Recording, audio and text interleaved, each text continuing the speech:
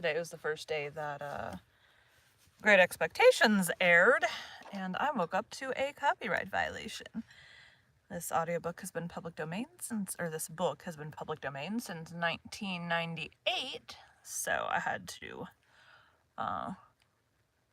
report it, or dispute it. Like, hey, I'm not violating nothing. Not at all. I double, triple checked to make sure these books are indeed public domain. And this one has been since 1998. So, anyways, we'll see what happens with that. It was just pulled from one platform. So hopefully it comes back. Or I'm probably going to be fighting it for all 59 chapters of this. Hopefully they just unflag me. My watch needs to be tightened. Anyways, we'll see what happens. Super annoying. My guess is it was either an automatic flag or someone reported it. So either someone, it's like, oh, your account can get banned for multiple violations. I'm like, I didn't violate nothing. I'm hoping that their account can get banned for false reporting if it was someone. I feel like everything is in the wrong place today. I don't know why. Okay. We are going to listen to Pip's voice real quick. My father. I'm extra coffee this morning, so we'll see how well this goes.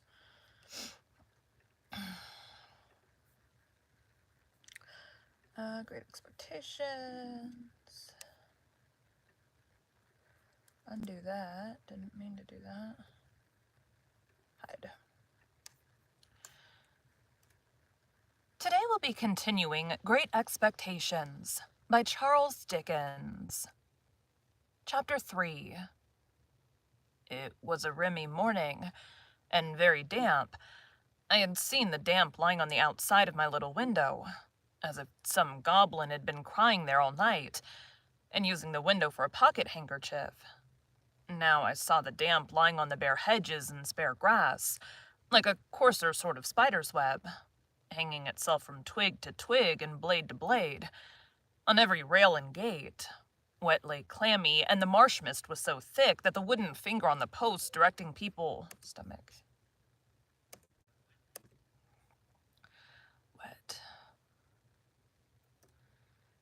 Wet lay clammy, and the marsh mist was so thick that the wooden finger on the post directing people to our village, a direction which they never accepted, for they never came there, was invisible to me until I was quite close under it. And then, as I looked up at it, while it dripped, it seemed to my oppressed conscience like a phantom devoting me to the hulks. The mist was heavier, yet when I got out upon the marshes, so that instead of my running at everything seemed to run at me. This was very disagreeable to a guilty mind. The gates and dikes and banks came bursting at me through the mist, as if they cried, as plainly as could be, "A boy with somebody else's pork pie, stop him." The cattle came upon me with like suddenness, staring out of their eyes and steaming out of their nostrils. "Hello, young thief." One black ox with a white cravat on, who even had to be...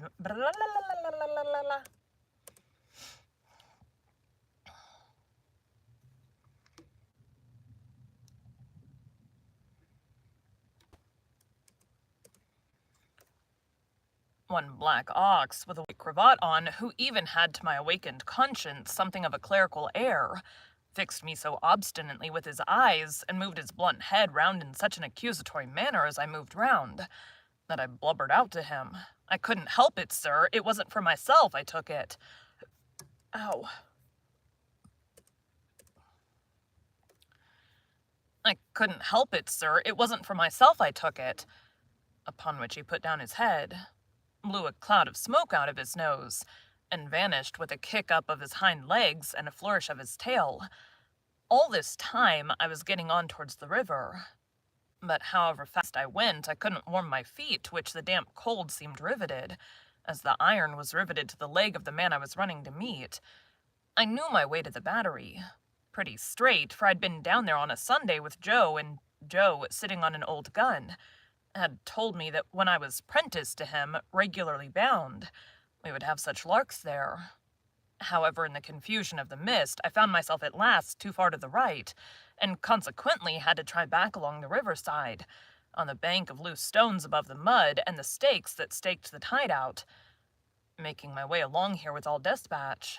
I had just crossed a ditch which I knew to be very near the battery, and had just scrambled up the mound beyond the ditch when I saw the man sitting before me.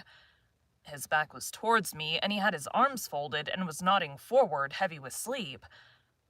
I thought he would be more glad if I came upon him with his breakfast in that unexpected manner, so I went forward softly and touched him on the shoulder.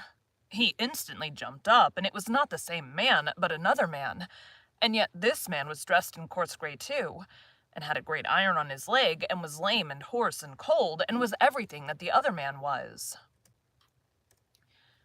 except that he had not the same face, and had a flat, broad-brimmed, low-crowned felt hat on. All this I saw in a moment, for I had only a moment to see it in. He swore an oath to me. He swore an oath at me. He swore an oath at me, made a hit at me. It was a round, weak blow that missed me and almost knocked himself down, for it made him stumble. And then he ran into the mist, stumbling twice as he went, and I lost him. It's the young man, I thought, feeling my heart shoot as I identified him. I dare say I should have felt a pain in my liver, too, if I had known where it was. I was soon at the battery after that, and there was the right man, hugging himself and limping to and fro as if he had never all night left off hugging and limping, waiting for me. He was awfully cold, to be sure. I half expected to see him drop down before my face and die of deadly cold. His eyes looked so awfully hungry, too, that when I handed him the file and he laid it down on the grass, it occurred to me he would have tried to eat it if he had not seen my bundle. He did not turn me upside down this time to get at what I had, but left me right side upwards while I opened the bundle and emptied my pockets.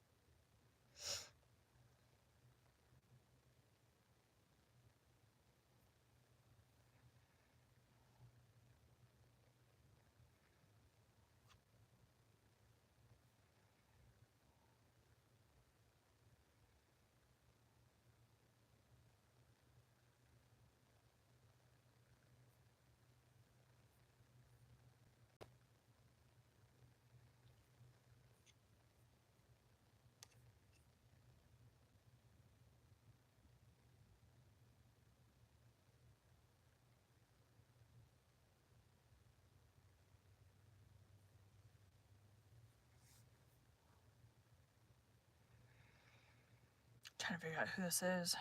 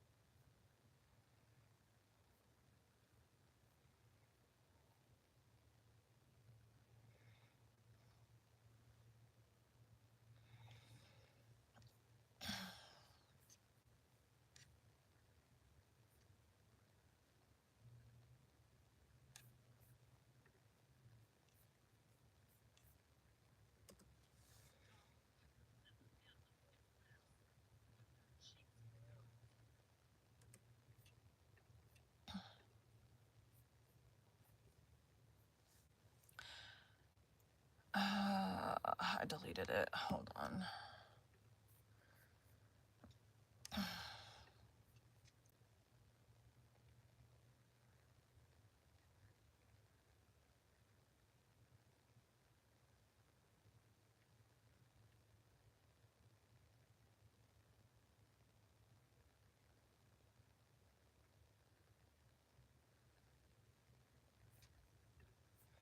Okay, that's him. "What's in the bottle, boy?" said he. "Brandy." Trash talk or something.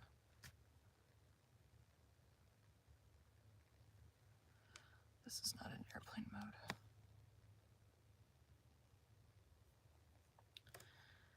"What's in the bottle, boy?" said he. "Brandy," said I. He was already handing mincemeat down his throat in the most curious manner, more like a man who was putting it away somewhere in a violent hurry than a man who was eating it. But he left off to take some of the liquor. He shivered all the while so violently that it was quite as much as he could do to keep the neck of the bottle between his teeth without biting it off.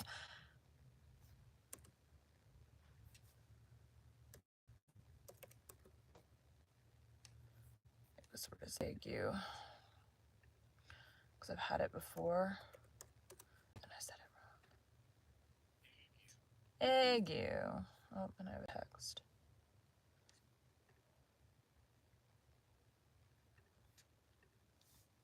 Ague. "I think you've got the ague," said I. "I'm much of your opinion, boy," said he. "It's bad about here," I told him. "You've been lying out on the meshes, and they're dreadful ague-ish. Rheumatic, too." "I'll eat my breakfast afore they're the death of me," said he. "I'd do that if I was going to be strung up to that there gallows as there is over there, directly afterwards. I'll beat the shivers so far, I'll bet you." He was gobbling mincemeat, meat bone, bread, cheese, and pork pie all at once, staring distrustfully while he did so at the mist all round us, and often stopping, even stopping its jaws to listen. Some real or fancied sound, some clink upon the river or breathing of the beast. Some clink upon the river or breathing of beast upon the marsh now gave him a start, and he said suddenly, "You're not a deceiving imp. You brought no one with you?" "No, sir, no." "Nor give no one the office to follow you?" "No." "Well," said he, "I believe you. You'd be but a fierce young hound indeed if all the time of your life you could help hunt a wretched warmint hunted as near death, and dunghill as this poor wretched warmint is." Something clicked in his throat as if he had works in him like a clock, and was going to strike, and he smeared his ragged rough sleeve over his eyes. Pitying his desolation, and watching him as he gradually settled down upon the pie, I made bold to say, "I'm glad you enjoy it." "Did you speak?" "I said I was glad you enjoyed it." "Thank ye, my boy, I do." I had often watched a large dog of ours eating his food, and I now noticed a decided similarity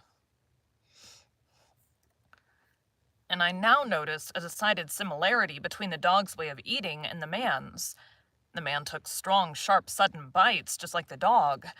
He swallowed, or rather snapped up, every mouthful too soon and too fast, and he looked sideways here and there while he ate, as if he thought there was danger in every direction of somebody's coming to take the pie away. He was altogether too unsettled in his mind over it, to appreciate it comfortably, I thought, or to have anybody to dine with him, without making a chop with his jaws at the visitor. In all of which particulars he was very like the dog. "I'm afraid you won't leave any of it for him," said I.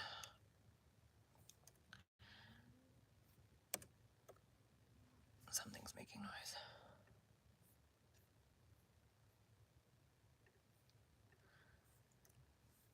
"I am afraid you won't leave any of it for him," said I timidly, after a silence during which I had hesitated as to the politeness of making the remark. "There's no more to be got where that came from." It was the certainty of this fact that impelled me to offer the hint. "Leave any for him? Who's him?" said my friend, stopping in his crunching of pie crust. "The young man that you spoke of, that was hid with you." "Oh, ah," he returned with something like a gruff laugh. "Him? Yes, yes, he don't want no wittles." "I thought he looked as if he did," said I. The man stopped eating and regarded me with the keenest scrutiny and the greatest surprise. "Looked? When?" "Just now." "Where?" "Yonder," said I, pointing. "Over there, where I found him nodding asleep and thought it was you." He held me by the collar and stared at me so that I began to think his first idea about cutting my throat had revived. "Dressed like you know, only with a hat," I explained, trembling. And I was very anxious to put this delicately, and with the same reason for wanting to borrow a file. Did you hear the cannon last night? Then there was firing, he said to himself. I wonder you shouldn't have been sure of that, I returned, for we heard it up at home, and that's farther away, and we were shut in besides. Why, see now, said he, when a man's alone on these flats, with a light head and a light stomach perishing of cold and want, he hears nothing all night but guns firing and voices calling. He sees the soldiers with their red coats lighted up by the torches carried afore, closing in round him. Hears his number called, hears himself challenged, hears the rattle of the muskets, hears the orders make ready, present, cover him steady men, and is laid hands on, and there's nothing. Why, if I see one pursuing party, last night coming up in order, damn 'em, with their tramp, tramp, I see 100, and as to firing, why, I see the mist shake with the cannon, utter it was broad day, but this man. He had said all the rest as if he had forgotten my being there. Did you notice anything in him? He had a badly bruised face, said I, recalling what I hardly knew I knew. Not here, exclaimed the man, striking his left cheek mercilessly with the flat of his hand. Yes, there. Where is he? He crammed what little food was left into the breast of his gray jacket. Show me the way he went. I'll pull him down like a bloodhound. Curse this iron on my sore leg. Give us hold of the file, boy. I indicated in what direction the mist had shrouded the other man, and he looked up at it for an instant. But he was down on the rank wet grass, filing at his iron like a madman, and not minding me or minding his own leg, which had an old chafe upon it, and was bloody, but which he handled as roughly as if it had no more feeling in it than the file. I was very much afraid of him again, now that he had worked himself into this fierce hurry, and I was likewise very much afraid of keeping away from home any longer. I told him I must go, but he took no notice, so I thought the best thing I could do was to slip off.